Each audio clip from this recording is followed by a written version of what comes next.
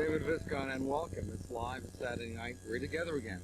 And what a world we live in. Things happen so rapidly, things change. The Russians are proposing right now that we take them in under our strategic defense umbrella and that they are our protectorate. Can you imagine that? The whole world is changing, money is changing, the economy is changing, and your life changes as that happens too. How are you doing with it all? Are you making sense of it? Is your life fitting together? Or is there a lot of confusion now you would see? Anyhow, this is the place to call in to get things back on course, because sometimes you need a friend in the middle of the night to help you understand what it is you're feeling. Times are changing. You notice that how all your friends are a little confused about what goes on? Well, slightly, especially in the world. Who would have thought 5 years ago even? It's hard to get your bearings. What do we have to know? Okay, interesting call tonight. We have Sherry and Henry. They're on line A, and they have a problem they want to talk to you about. Sherry and Henry. Hello. Who's this? Sherry. This is Sherry. Yeah, Henry, he's not going to talk on the phone because, he doesn't want to be recognized. But it's okay for you to be recognized? Well, hopefully they don't. My friends and, family. So that sounds like a lame excuse. Okay, we'll see what's going on. How old are you, Sherry? 20. How old are you, Henry? He's 24. I hear you, Henry. Okay, 24. What's the problem? Okay, I have two problems. The first problem is, okay, I have lots of, anger inside me. Over what hurt? Anger always comes from hurt, so what's the hurt?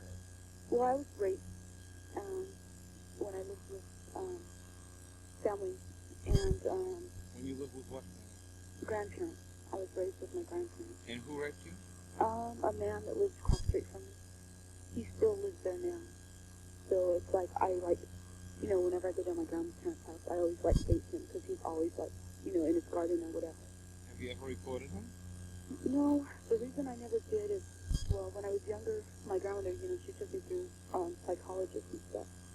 And the psychologist said that I was too emotional, so my grandmother didn't want to, let me go into that, No, I don't know. But Did she didn't want me to go through the court system. Did your grandmother know?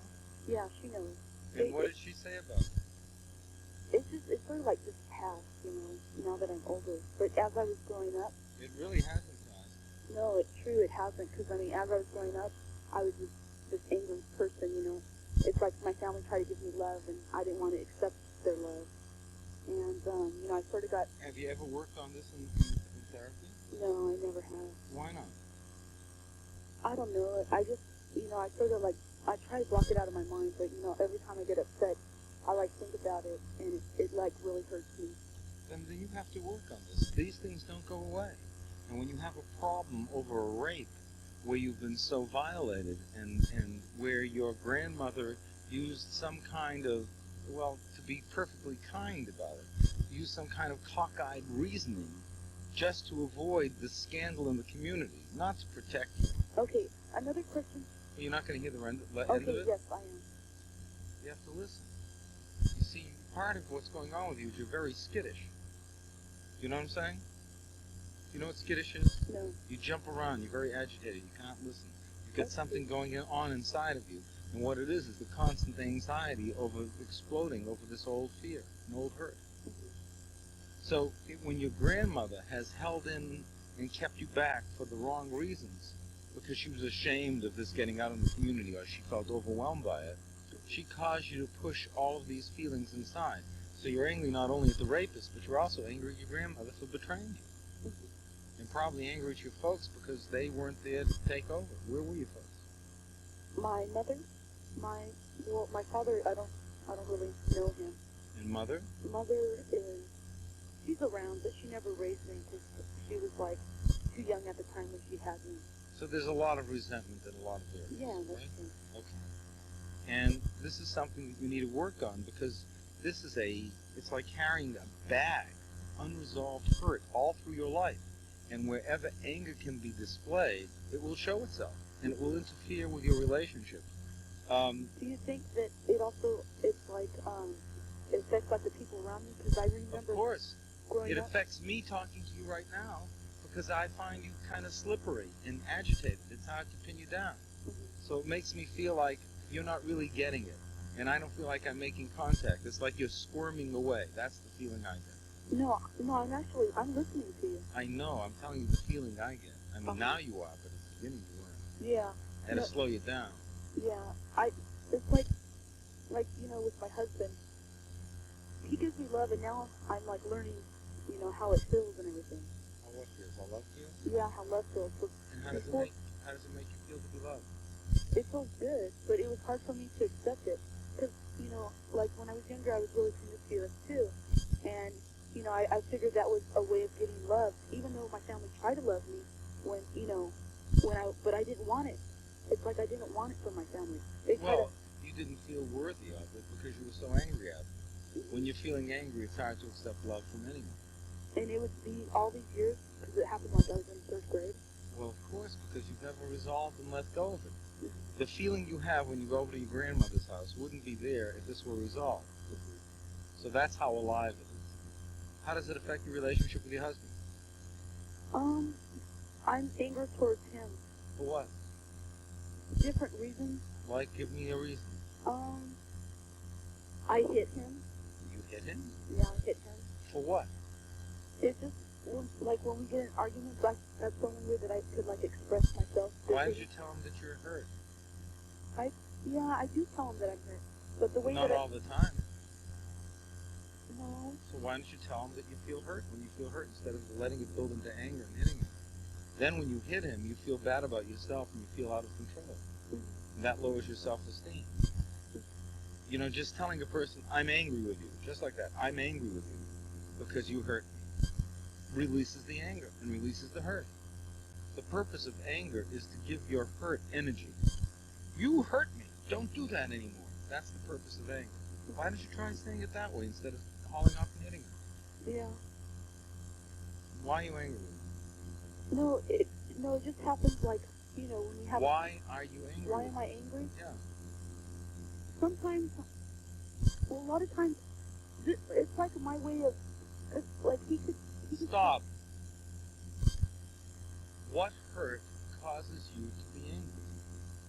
I don't know. Focus. This is what you need to focus on. All anger is hurt that hasn't been expressed.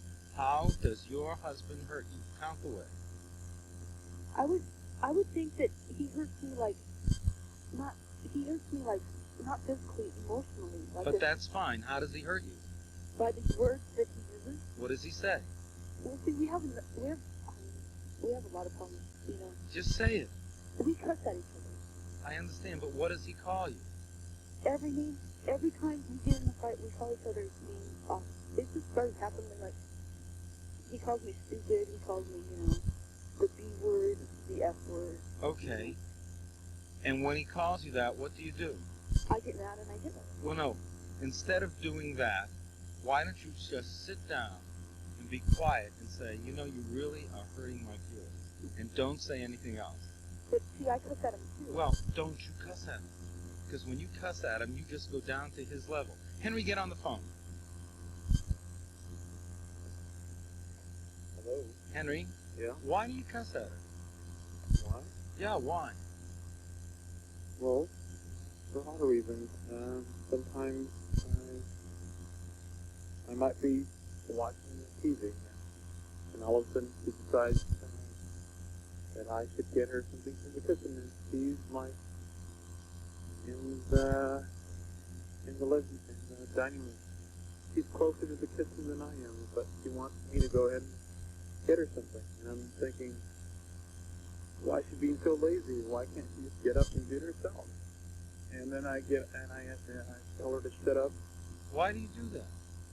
Why don't you just say, if you want it, why don't you get it yourself, and don't say any more?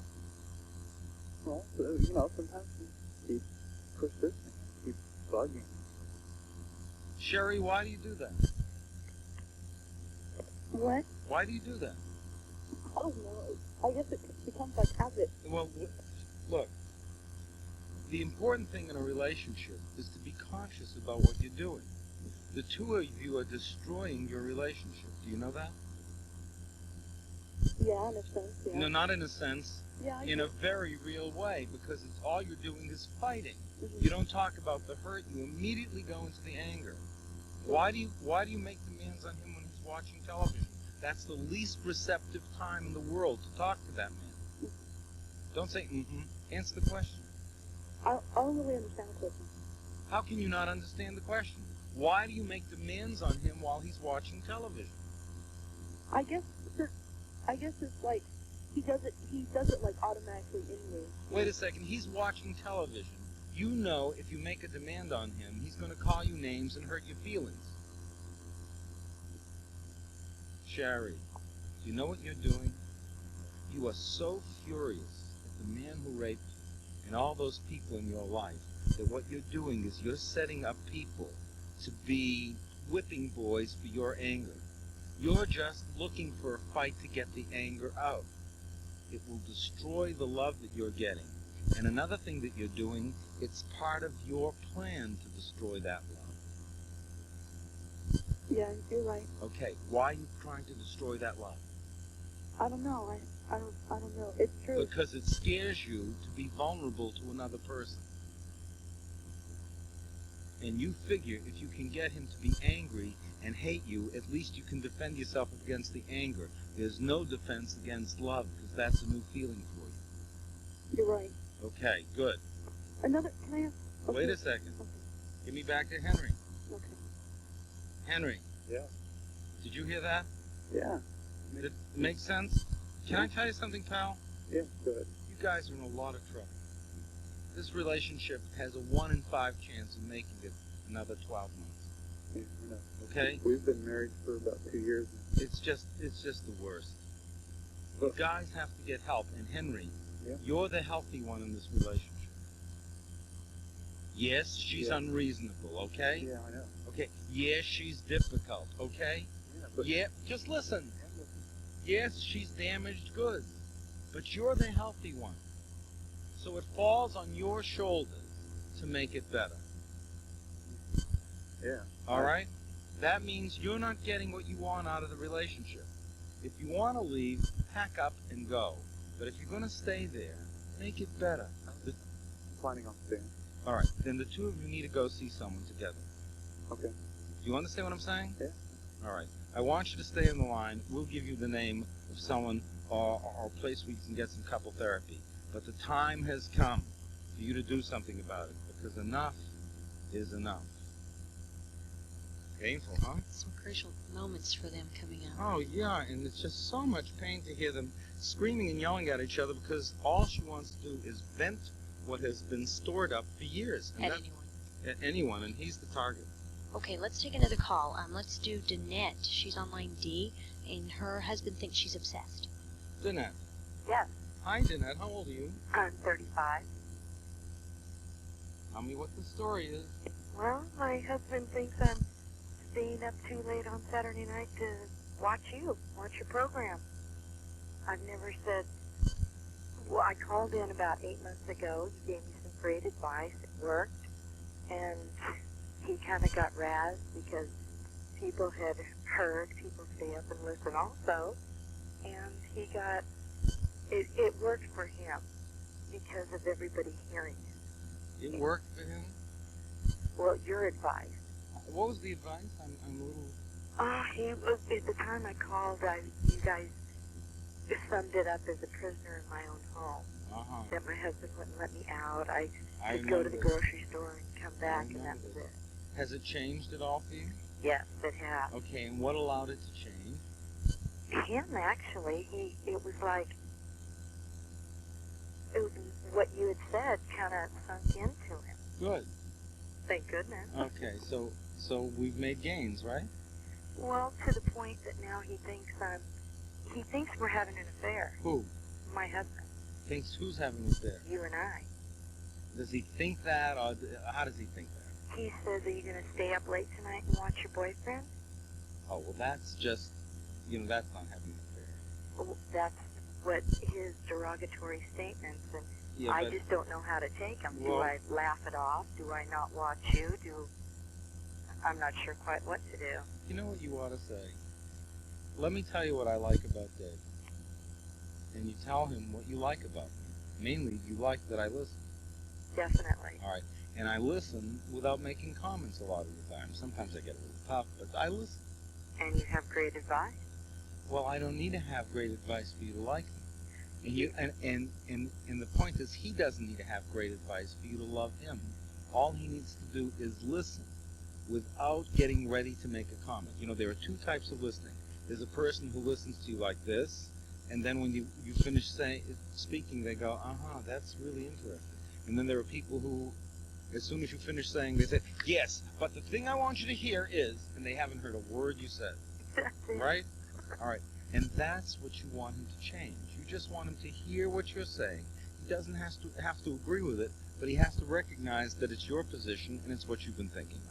Well, he just, like when your program, there's a commercial, you go, oh, there's your boyfriend, you know, and you're a professional, and he took your advice, and it was wonderful, but now it's gotten to the point where, I mean, him thinking that we're having an affair, well, he kind of thinks that I'm having an affair with most everybody that walks down the street. Wait a second. Why don't you tell him that he owes me a little fan letter, thanking me for the help in your relationship?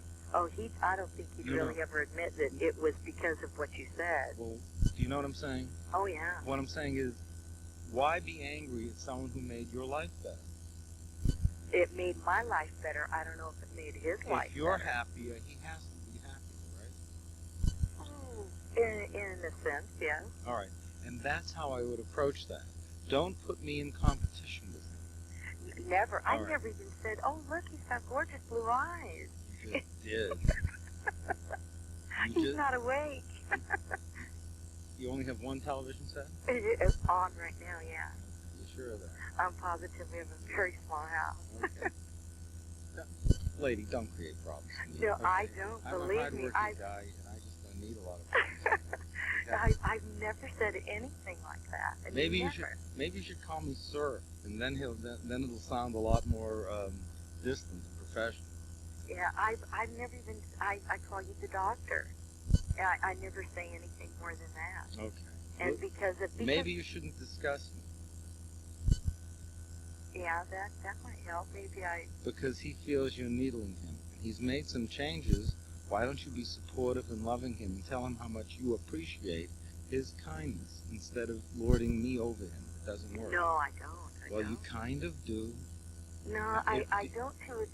If you tell him what good advice I gave someone or how quickly I got the answer to a situation, that's kind of lording it over him. Well, I said I got through last night, which was Sunday the next day, and he said, what did he say? I told him. He went to work that Monday. There was a couple guys at work, and his friends had heard, and they kind of razzed him, but it sank in. So I don't know if it was everybody actually seen that I called in, and yes, we do need help. Well, apparently he just had a broader perspective on the problem, and that more than anything else made the change. You know, it's an interesting thing about this, but when you call in and other people see you going public, somehow or other, the people in your life take your complaint more seriously. There's safety in numbers, I guess, and I guess the more people understand that you really are hurting, the greater the chances that something good will happen. So maybe it's time you called in. That's what I think.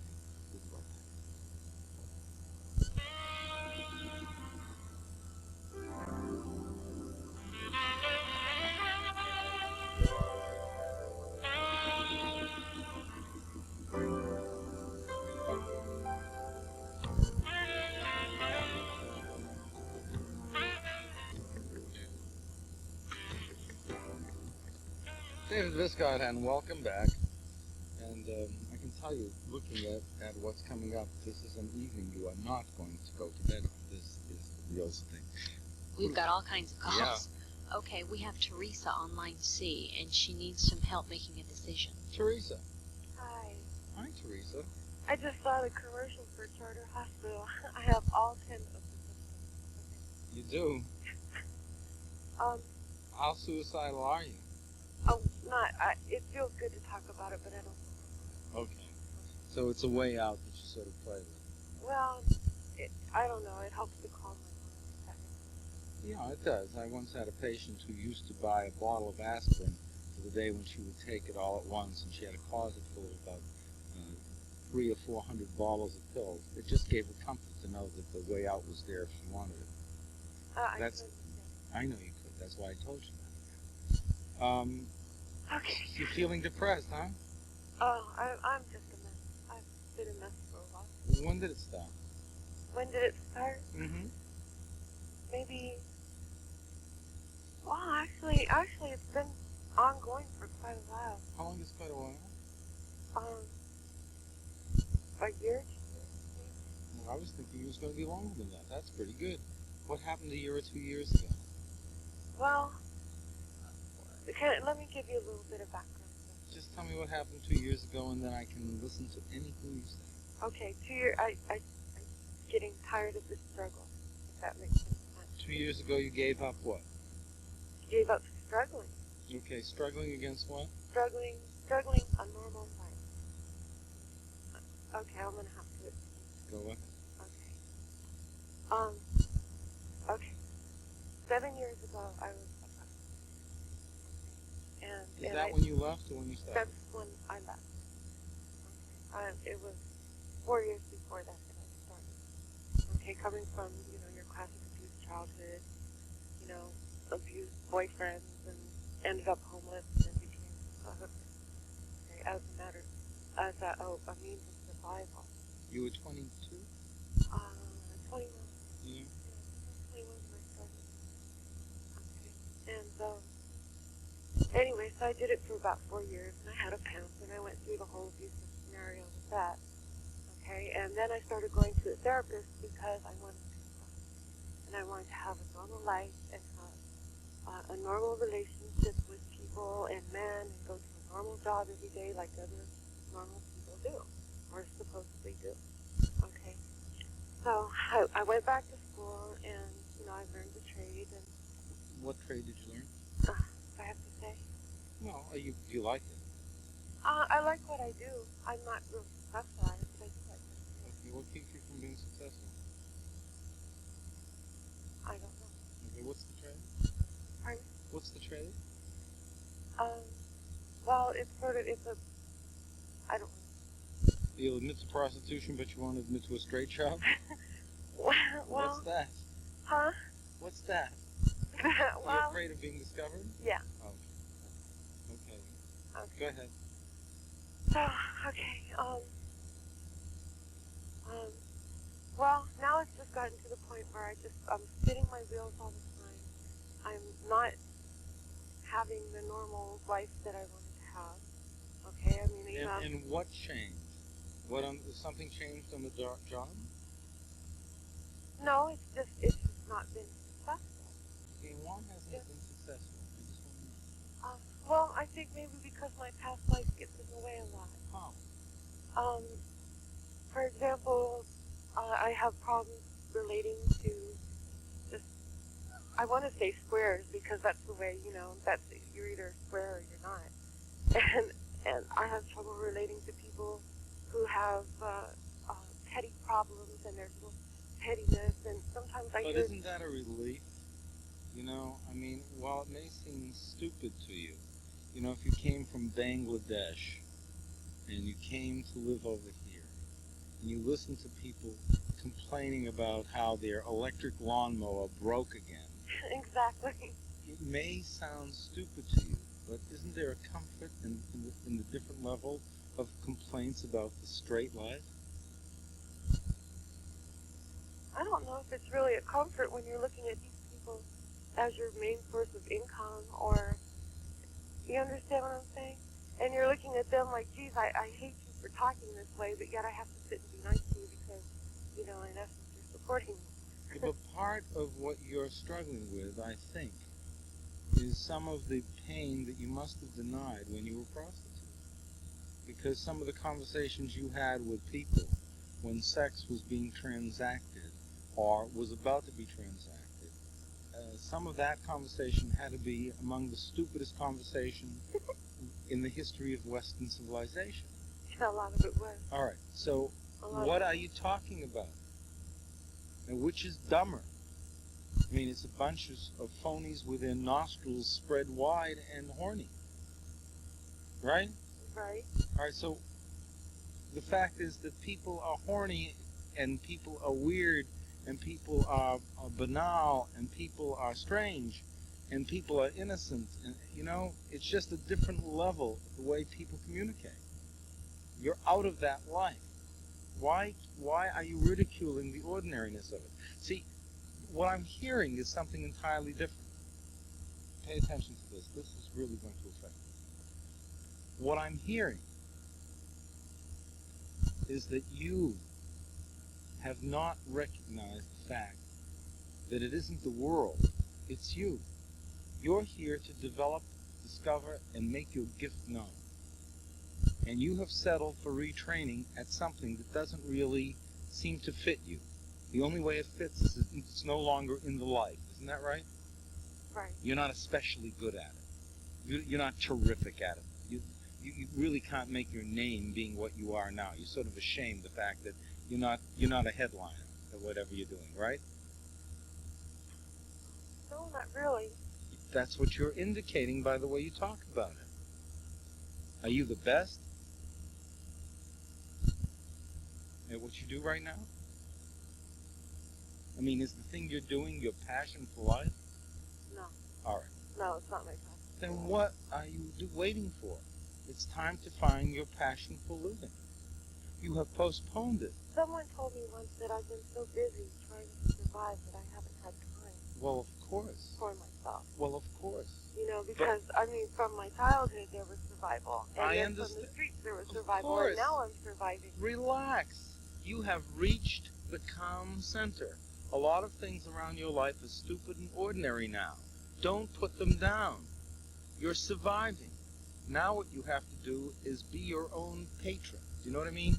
Be the person who takes care of you and says, no one ever took care of Teresa before, but I am going to give you something, Teresa, that no one ever gave you before. I'm going to help you find yourself. And you can do and be anything in this world you want to be. You're 33 years old, Teresa. Oh. All right. Do you know what that means? Yes. What does it mean? It means time slipping. The time what? The time is slipping away. No. 33 in the great scheme of things is young. It means you could go to school. You could become a physician. You could become a lawyer. You could become practically anything you wanted to become. But you have to decide. In 5 years, you're going to be 38. You're going to be 5 years older than you are now. You might as well become the thing you want to become in life instead of putting down everything as being ordinary. The thing you cannot stand, Teresa, is the fact that when you look in the mirror, you see a person who's also ordinary, and you don't believe in your specialness. Because you've wasted your life in anger and hurt and self-subjugation and demoralizing activities that have hurt your spirit. And now it's time to excavate the heart of you and to find the spark that would give you life again and develop it. I'm telling you the truth. And you have That to... makes so much sense. Because the reason you're depressed is a good reason. Because you're not living your life. No. I'm asking you to put aside thoughts of suicide and commit to life. Now look, you don't have to have the answer tonight, but you have to have the belief that there is an answer tonight. And I know there is an answer tonight. I can tell just by talking to you of your sensitivity and intelligence and how wasted it's all been. It's very easy to get into the sarcastic head of a prostitute where you put down people and you, as Shakespeare said, unpack your heart with words. You know just what he means, right? All right. When you get into that head, you can make your cause right and the rest of the world seem terribly square. The point is you want to have a life that is ordinary in every way except for your talent. That's all you want. You want an ordinary family, ordinary kids, but a special life for you where you're manifesting your talent. That's your goal. Now, you don't have to have the answer for it. Where do you start looking? You start looking first by accepting the truth of what I've said. I accept. All right. I mean, it'll stew in me for a while. Then But that's the next step. That's the next step. To contemplate what I've said and to surrender to the truth in it as you see it. And then ask yourself, what do I love?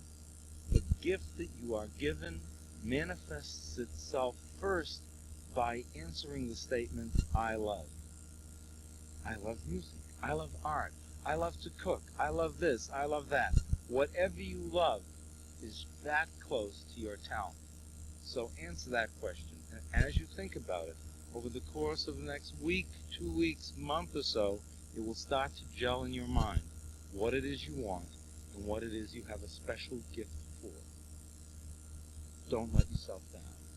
You're the one who's here to save your life, and this is the route you have to take to make it better. Okay? Deep breath. Huh? Deep breath. Yeah, deep breath. You have a friend. Okay. You take care. It's amazing, isn't it? It's a terrible life being a prostitute, because what happens is, in order to endure it, you change your reality sense, and you begin to accept the unacceptable, and you change your view of the world so that what is strange and bizarre to other people becomes, in a way, a comfort to yourself. In like manner, we can all adapt to difficult situations, and as the Master said, conscience makes cowards of us all. We've got to risk.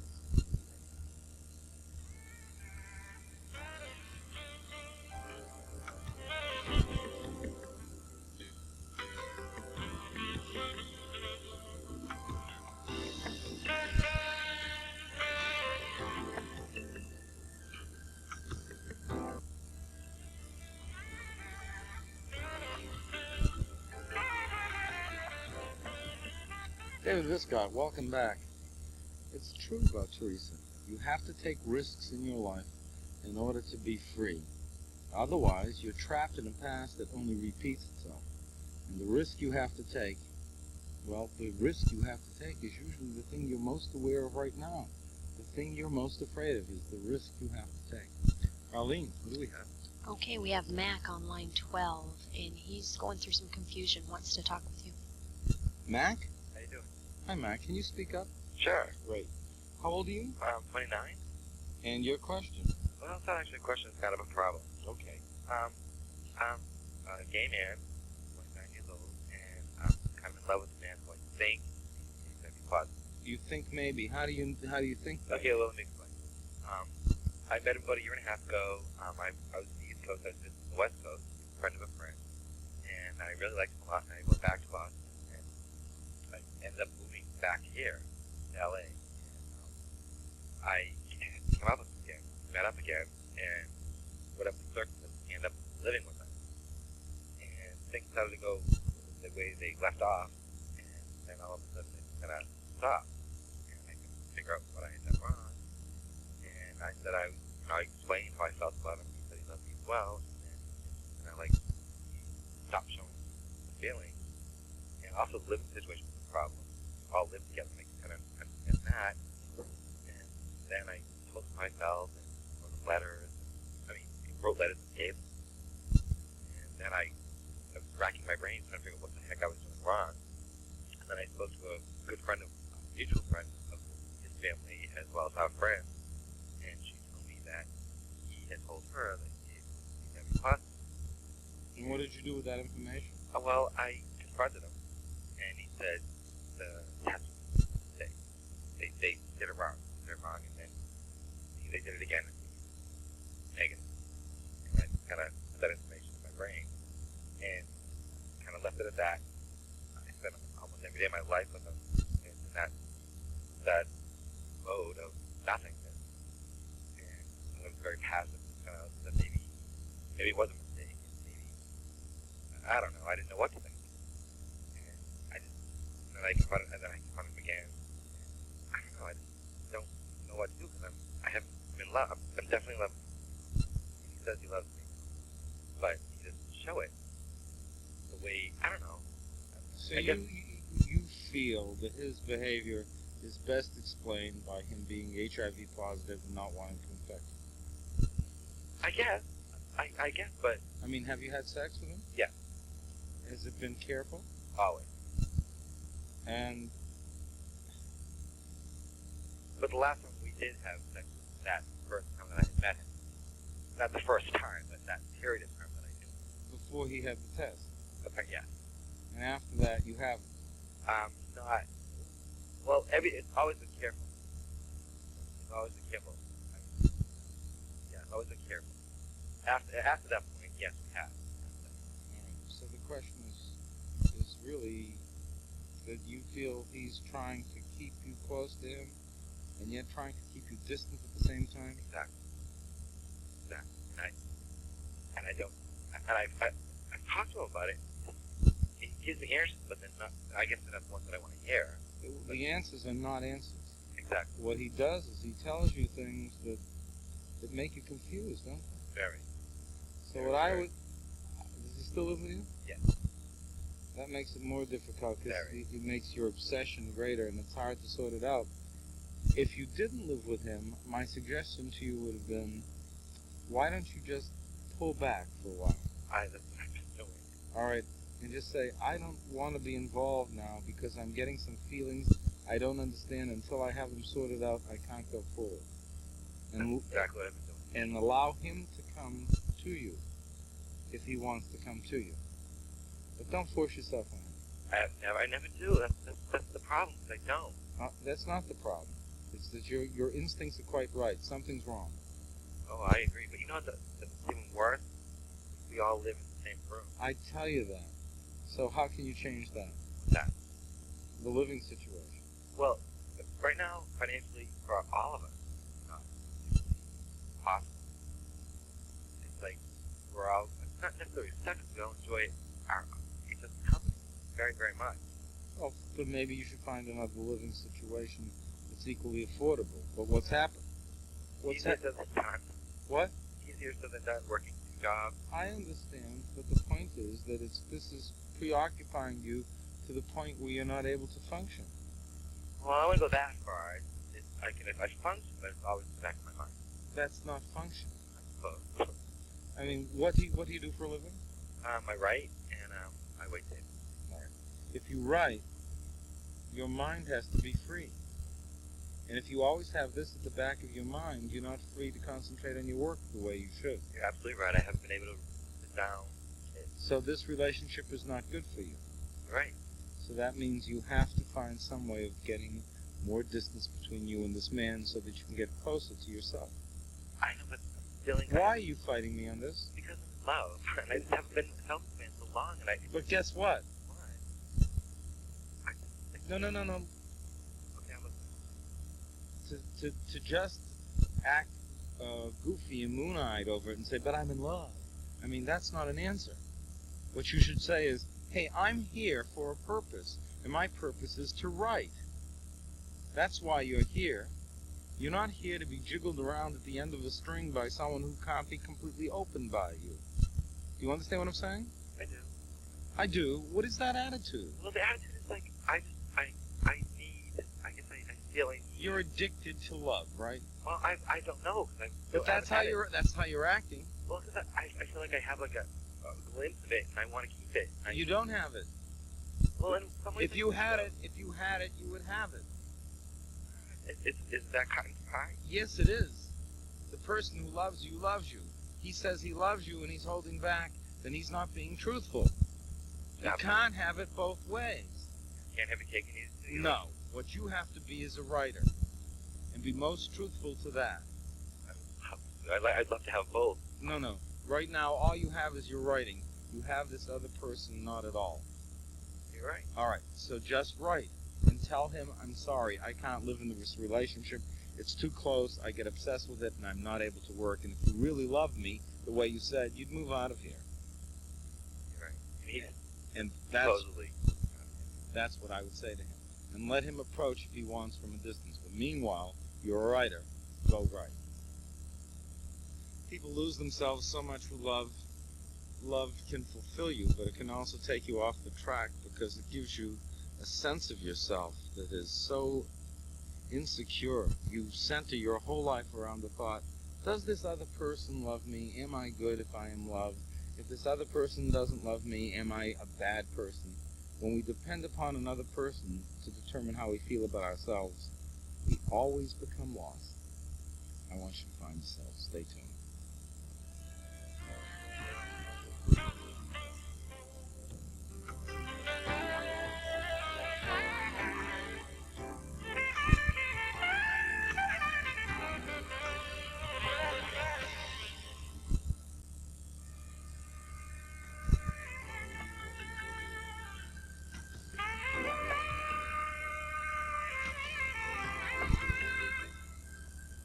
David Viscott, welcome back, and this is such a window on the world, isn't it? You just never know what kind of relationship you're going to see, and the truth is, no matter how bizarre things seem, the thing that usually goes wrong is that a person loses contact with the best part of themselves, and then, instead of looking inward, seeks out in the world to make up for the direction they lost. And when you go looking in the world for what you've lost inside, it's always a wild goose chase, and you always get taken because you're setting yourself up to be hurt. Who's that? Okay, we have Joyce on line B, and she has some concerns about her future with her husband. Joyce? Hi, Joyce. How old are you? 50. A little tentative, do I hear? No, not really. What's going on? Well, my husband is in prison. He's been in prison for almost 15 years. He's been in prison for 15 years? Yes, For what? murder. Okay. And he's maybe coming home in April. Well, he's 13 years younger than me, and I've aged a lot since I married him 3 years ago. You And I married haven't- him 3 years ago? Yes, How long had you known him? 13 years. So you met him in prison? I started writing to him 13 years ago. When he was in prison? Yes. He's in Virginia. And I'm in California. Okay.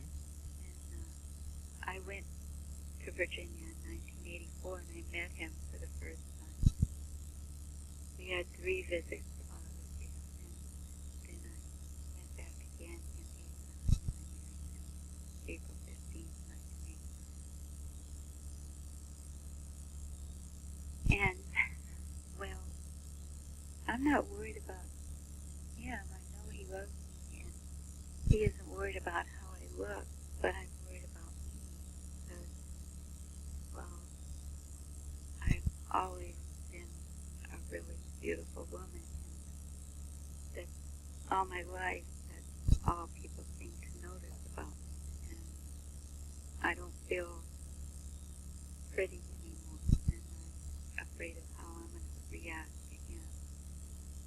You know, I'm afraid I'll be embarrassed Be embarrassed by by my appearance. what has happened? What do you say in the last 3 years? Well,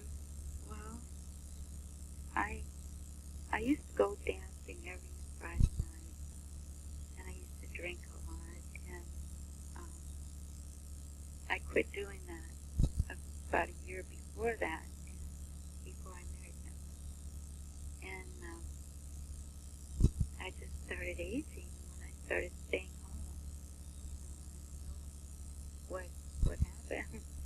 I don't know why, but Have you seen him in the last 3 years? no, I haven't. I haven't seen him since the day after we got married. Why is it that a woman marries a man in jail? Well, like I said, I've been writing to him for 13 years, and we were friends through all those years. He was such a good friend, and I even got married, and I got divorced because I think I was just looking for him and somebody out here that's in the free world. And when I realized that, and I quit going out, I just felt so much better. And I'm so happy with him. He's a wonderful person.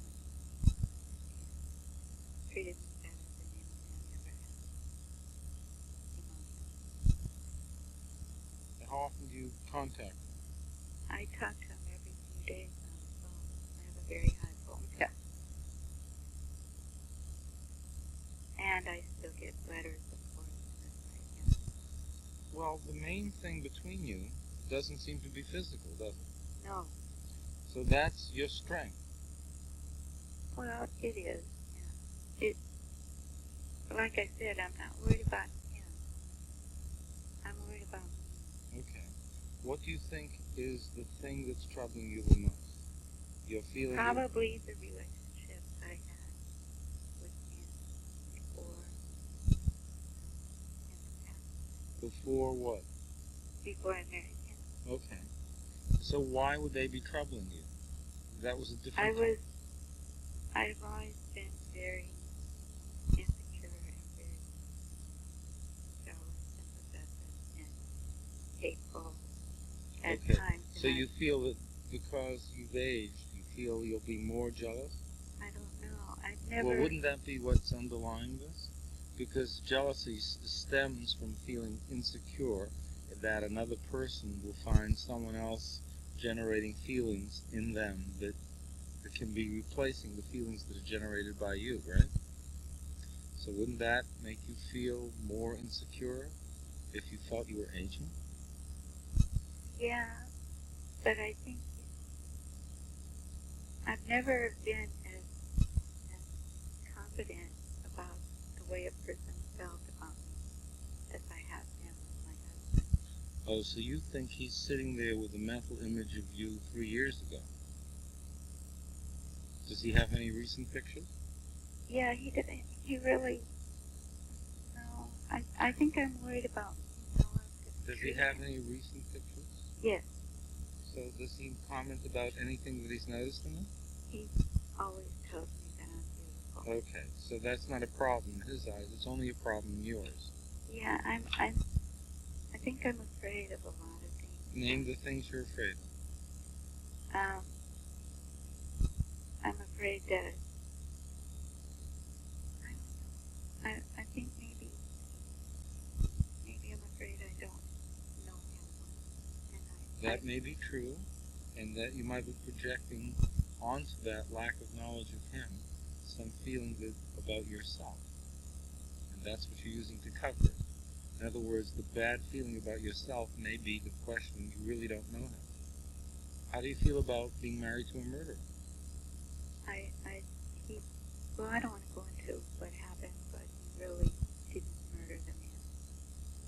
There was a tussle over the gun. The man had shot him first in the elbow, and he was trying to get out of the apartment. He had to attack the man to save his life, and the gun went off and the guy died. He was charged with murder. So that's not a problem. No, I don't feel he's a murderer, but when I met him, I was living with his brother. When I started writing to him, his brother was my lover. And, his brother was very physically abusive, and I managed to get him out of my life after 3 years of beating him. How does he feel about that? Well, his brother is an alcoholic, so he's like me. He loves his brother, but he feels that he's very ill. And When you say you had trouble with people before you met him, is that the person you were most concerned about? who? The brother? His brother? No, I'm not. What do you mean concerned that he might be like him? No. You mentioned that you had some concerns about people you've been with before him. Oh, I've always been abused, even when I was a baby. And I grew up being beat up, and I don't. Through therapy, I realized that unlike other women, I don't get traumatized by it. You know, it isn't. To me, it isn't the worst thing a man can do to me. The worst thing is to leave me. But Oh, you're just a dependent person who needs another person to be complete, huh? I don't think so anymore. Well, I you're always that. You never change. Oh, okay. You're always the kind of person you are. You can become more independent, but now aging and feeling more uncomfortable about your worth, your fear is that now you may be more abandonable than ever before. Okay, and that's what's panicking you. You know what I would do? I would talk about this with him openly. And I would not stop talking about But it. he keeps telling me I'm ridiculous to worry about But it. you don't believe it, because what you don't believe is that you're worthy, because everyone has always been negative and hurt you. And now this man is coming out of jail, and for years you chose someone who was safe to love because he couldn't reject you because he was in jail. And now he's coming out and he is in the free world, free to reject you. And I guess your fear is about that. Talk to him about that fear, and I think you'll start feeling more comfortable. Everyone started life as a dependent person. And that means we were each attached to a parent, and we depended on that parent for love. We needed someone when we were a child to make us feel complete. The object is to grow independent. But somehow, in all of us, there lives that little belief somewhere, under circumstances when we feel weak and vulnerable, that we still need someone to be complete. How telling a pull that is in our life. We feel not our best. We feel afraid of being abandoned. And we feel easily betrayed when other people let us down. The goal is always to be independent, and to recognize the weakness that's inherent in each of us. We need other people sometimes. Stay tuned. We're coming back with a lot of great calls.